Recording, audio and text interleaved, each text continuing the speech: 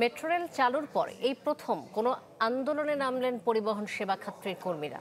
রোববার এমআরটি পুলিশের সাথে বাকবিতণ্ডা এবং হাতাহাতির জেরে ডাক দেন কর্মবিরতির পরে মেট্রো রেলের এমডির আশ্বাসে কর্মবিরতি থেকে সরে আসেন কর্মীরা।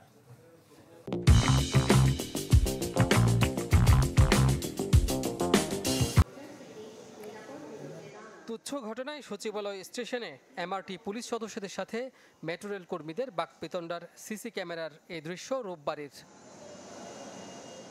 এই ঘটনায় মারধরের অভিযোগ তুলে ডাক দেয়া হয় কর্মবিরতির। দোষীদের বহিষ্কার সহ ৬ দফা দাবি পূরণে ২৪ ঘন্টার আলটিমেটাম দেন রেলকর্মীরা।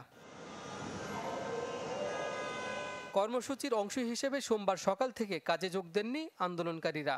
বন্ধ থাকে একক যাত্রার টিকিট বিক্রি। তবে চলছে মেট্রো রেল। কর্মবিরতির একটা প্রিমেচুর ঘোষণা ছিল।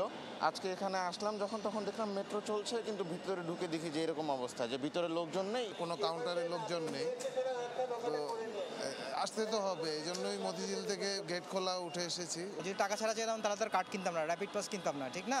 যে এতজন যদি আমরা পাস করি কিন্তু মেশিনটা যদি কাজ না করে তাহলে তো এটা অনেক বড় ক্ষতি আসলে। নিঃসন্দেহে আজকের বিষয়টা খুবই ভোগান্তিকর।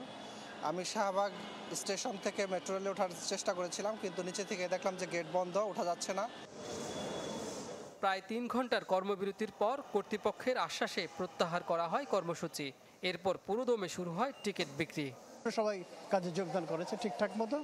সকালে হয়তো 2-1 প্যাসেঞ্জার তখন একটু গেট খোলা ছিল, আমাদের ভিতর থেকে গেছে বিনা টিকিটে। আমরা ইমিডিয়েটলি অলরেডি সাসপেন্ড করা হয়েছে এবং একজনকে ক্লোজ ডাউন করা হয়েছে, যেটা বলে 2 জনকে অলরেডি। তিনি জানান, ঘটনা তদন্তে গঠন করা হয়েছে 3 সদস্যের একটি কমিটি। কাজী ফয়সাল, চ্যানেল 24, ঢাকা।